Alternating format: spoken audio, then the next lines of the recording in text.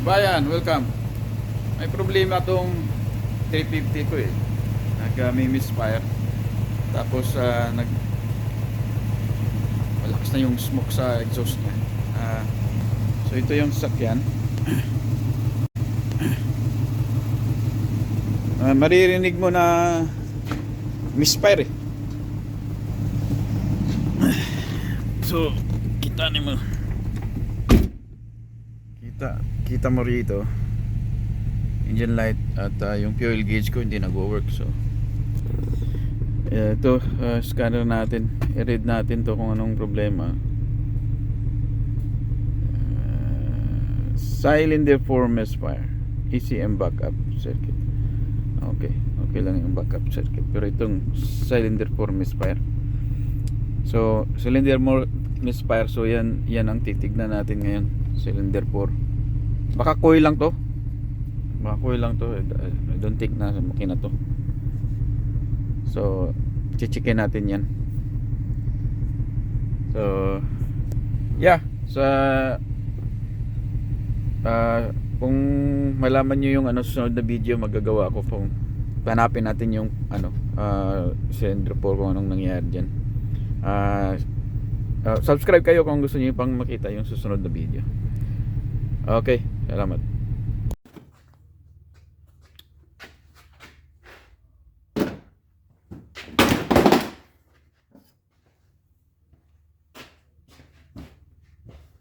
Okay, tanggalin muna natin tong intake.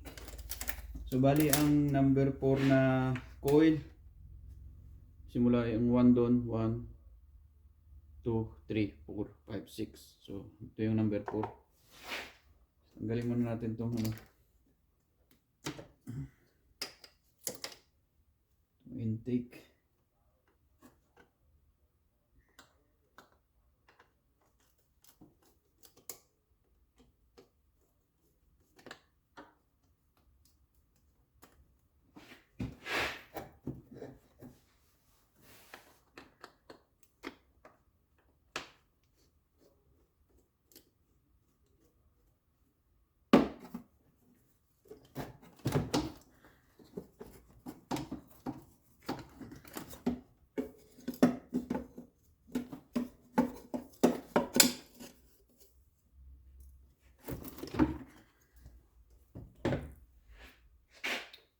Okay. Ayan.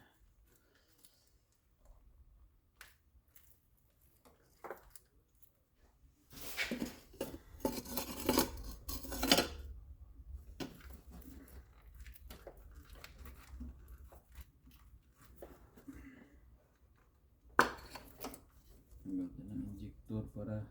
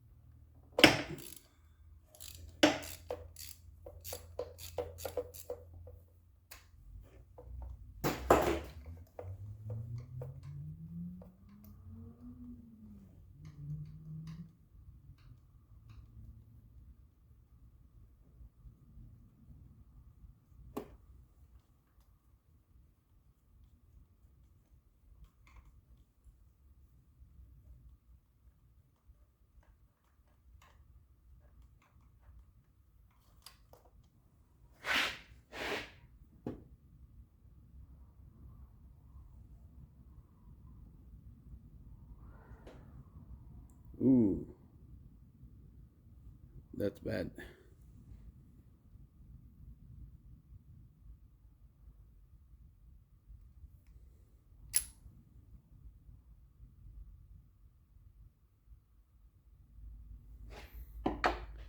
Sama ng spark plug.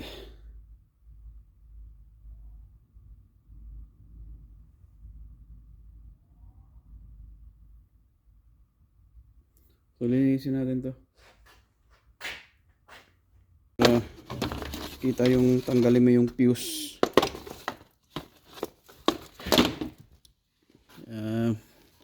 Ito yung fuse. Ngayon, kita mo dito. Fuel pump. 15 amps. So,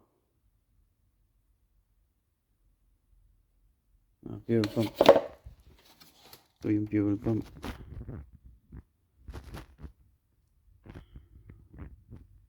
Yan yung 15 amps na yan. Kunin natin yan.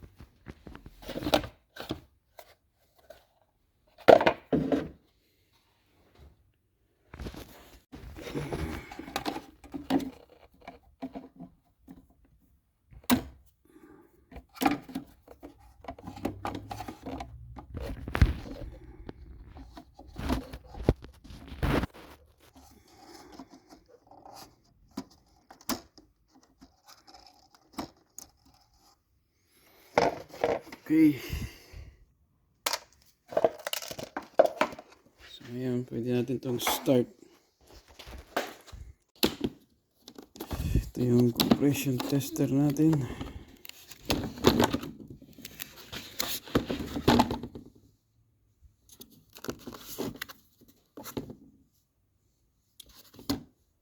Kailangan natin ito. At yung ayos yung thread ng plug.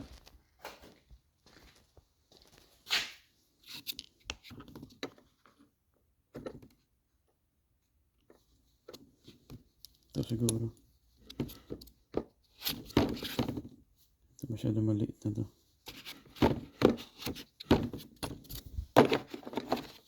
Ito rito.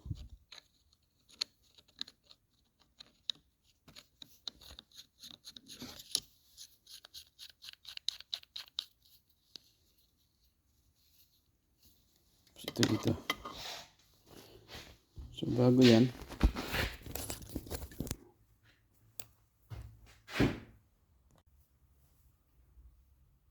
ang tight lang to kasi may o-ring naman yan. Ito.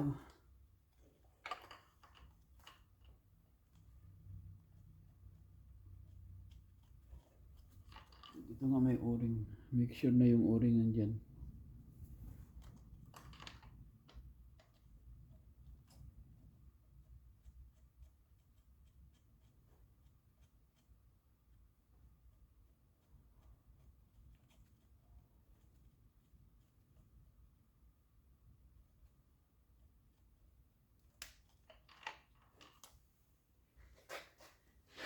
Pero bago mo pala start,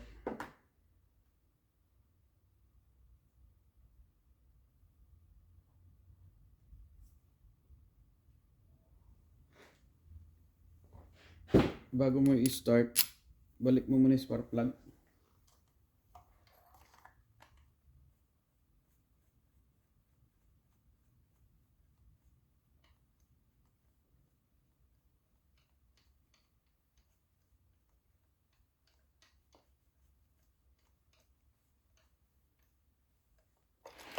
Tapos i-crank mo yung engine para lang ma-drain yung fuel. Kasi baka may start mo yan na hindi pa na-drain yung fuel, tapos i-compress yung test mo.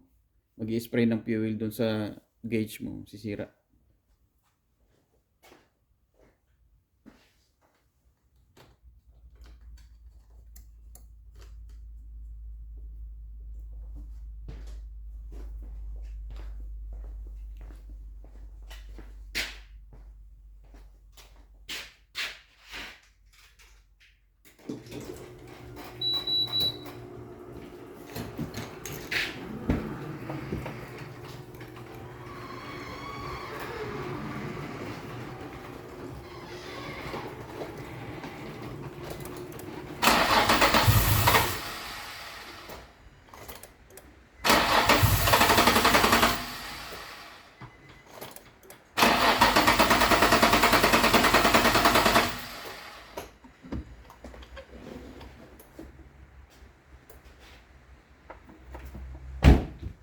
Kita mo tumakbo.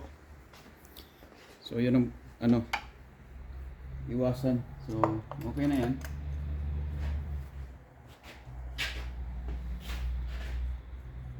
Quick test lang to para lang malaman natin kung may compression tayo wala.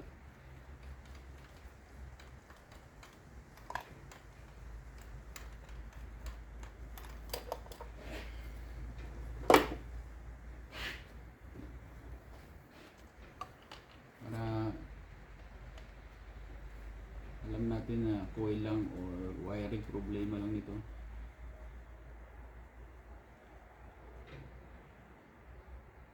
Hand tight lang yan.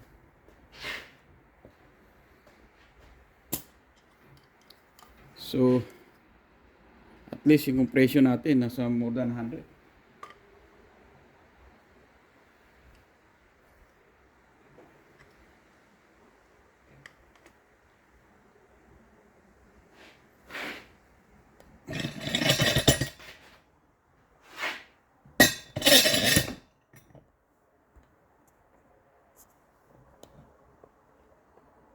Yan. So makikita nyo dyan kung anong compression natin.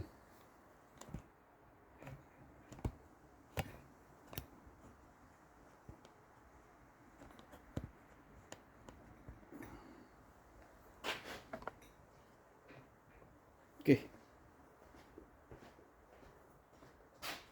Ang 10 crank lang, okay na yun.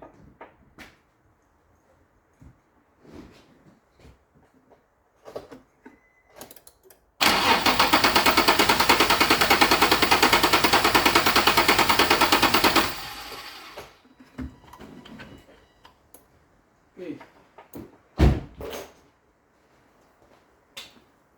Oh. Coil yung problema. Coil.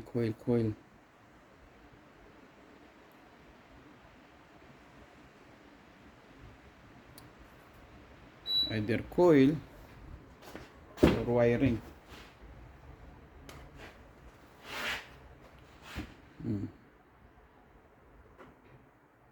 Nasa ano tayo bali?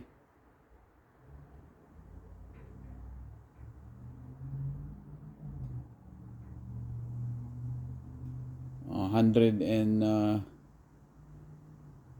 130-40 PSI. Oh, okay na yan. Dapat mag-start yan. Or dapat di mag-misfire yan.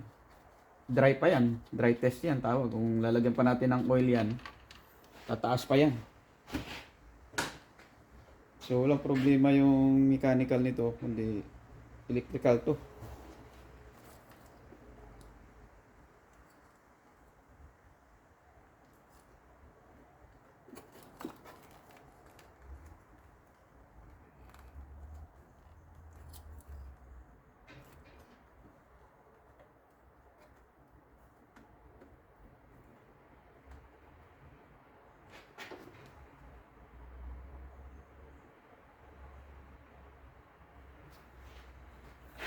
Palitan natin ng coil. So meron akong spark plug tester dito. Ito yung nasa kotse, yung nasa right side. Itong nasa left side, extra. Pero nilagay ko lang dyan para masubukan.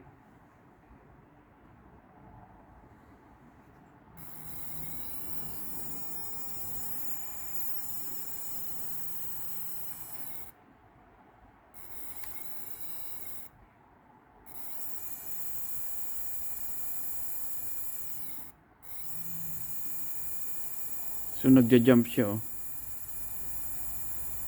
Kita mo may nagja-jump na current. Yan, oh. Pero okay dapat to eh. Pero ilalagay ko yung ano, tong extra ko. Hindi ko pala na videohan. So binalik ko yung coil pero nilagay ko yung sa number 1 na coil, number 2 na coil sa number 4. Tapos yung number 4 nilagay ko sa number 2 para malaman natin kung coil ba. At so yeah, try natin i-start ngayon.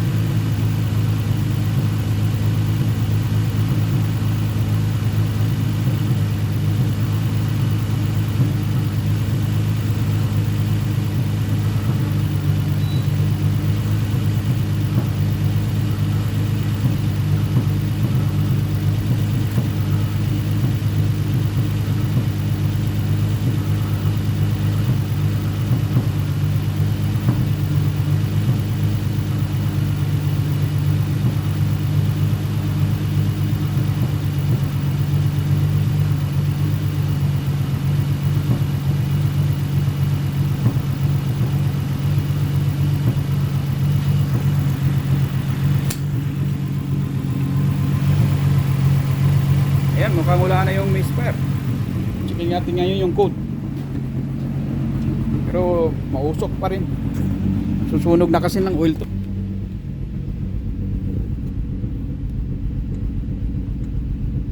So inerase ko yung code.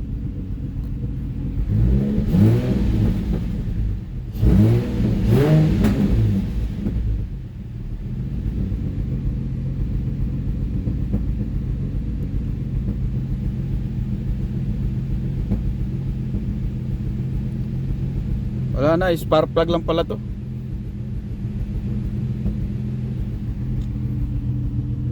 Oh, no fault na. So okay, spark plug lang pala yan. Kasi yung coil okay. So yeah.